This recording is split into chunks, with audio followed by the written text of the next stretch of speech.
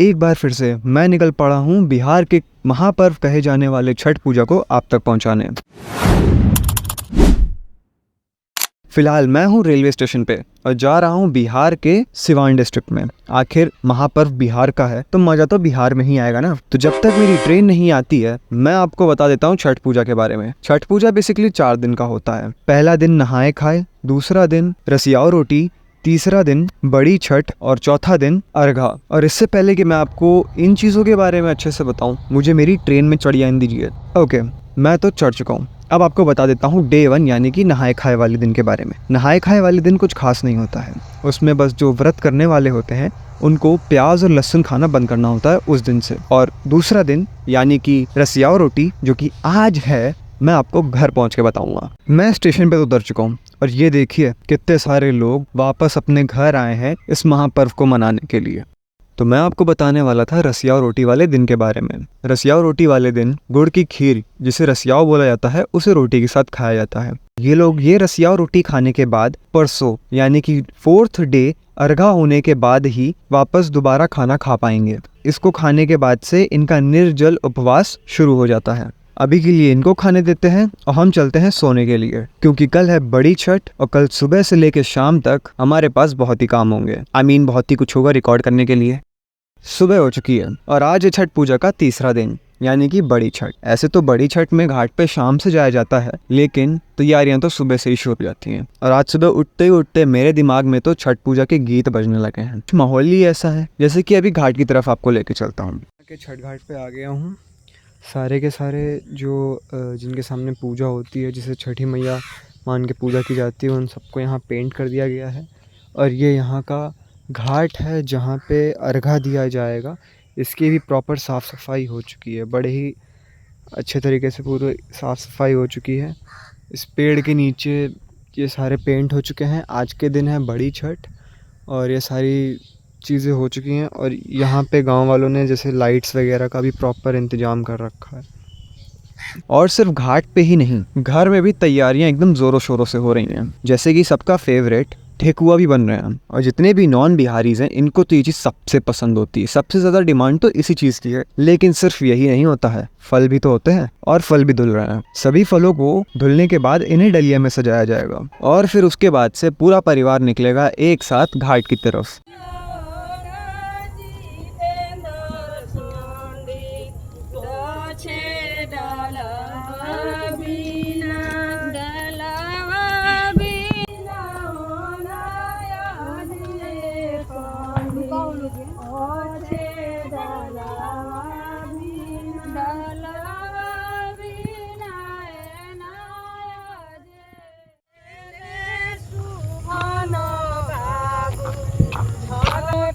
घाटे पहुँच दिया में जल के ले सब लोग घाट पे पहुंच गए हैं और छठ मैया के प्रतिमा के सामने सब लोग एक साथ बैठ के गीत गा रहे हैं। आप भी सुनिए जरा इनके गीत।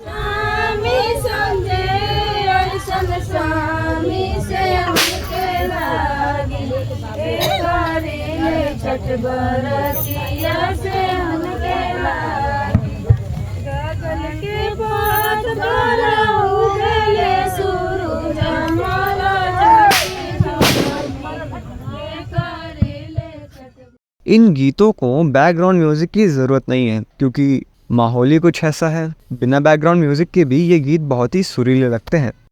हम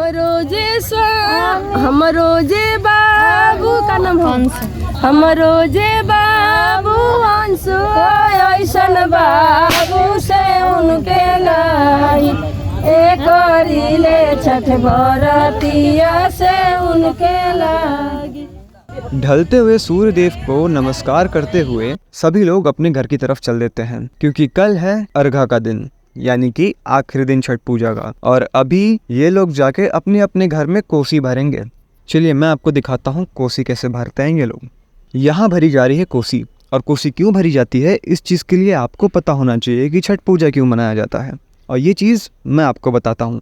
छठ पूजा सूर्य देव की पूजा के लिए होता है और इसमें उनकी बहन छठी मैया की आराधना की जाती है। छठ पूजा का व्रत संतान प्राप्ति के लिए किया जाता है लेकिन लोग अपनी और भी इच्छाएं मांग के इस व्रत को उठा लेते हैं और इस व्रत के पूरा होने के बाद कोसी भरी जाती है और छठ पूजा की सबसे सुरीली चीज यानी कि छठ पूजा के गीत गाए जाते हैं, जैसे कि ये सुनिए।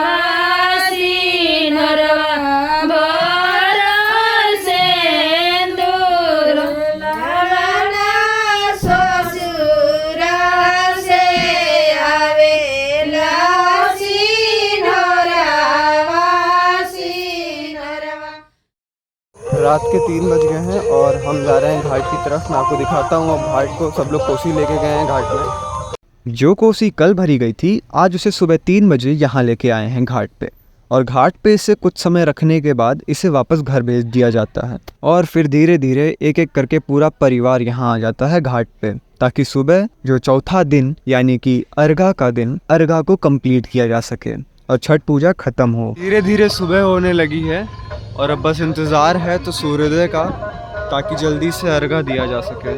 अर्घा का समय हो चुका है और अब सभी लोग उगते हुए सूर्य देव को नमस्कार करेंगे इस अर्घा के थ्रू।